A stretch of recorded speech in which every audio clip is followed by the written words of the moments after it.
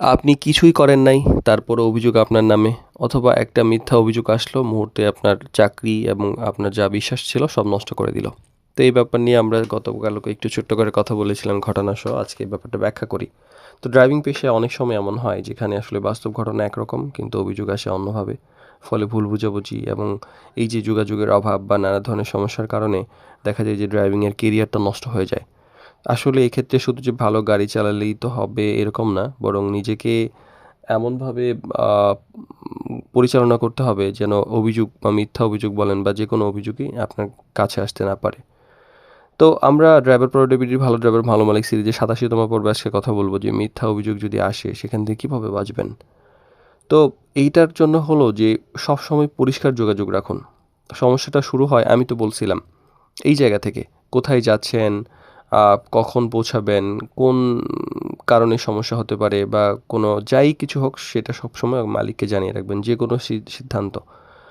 আর গতকালকে তো বাচ্চার ব্যাপারটা বলেছিলাম, সে ব্যাপারে অবশ্যই সতর্ক থাকবেন। মালিকের অনুমতি ছাড়া মালিকের বাচ্চা নিয়ে কোথাও যাবেন না। আর আচরণে পেশাদারিত্ব রাখুন। অনেক সময় হয় কি যে অভিযোগ মানে অনেক সময় অভিযোগ নিয়ে কাজ না করে ব্যবহার নিয়ে আসে। যেমন রাগী টোন, তর্কাতর্কি, অসম্মানজনক কথাবার্তা, অতিরিক্ত রিঅ্যাক্ট করা এই ব্যাপারগুলো কিন্তু অভিযোগ হিসাবে ধরা হয়।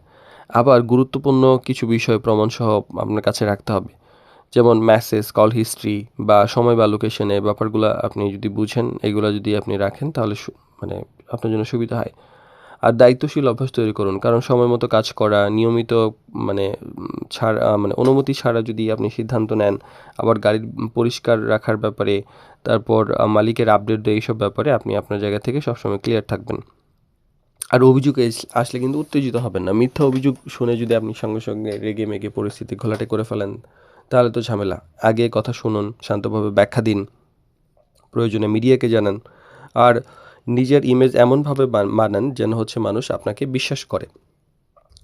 যেন অভিযোগ আসলেও কিছু মানুষ মনে করে যে না, এই মানুষটা তো ভালো, আমি ওকে চিনি।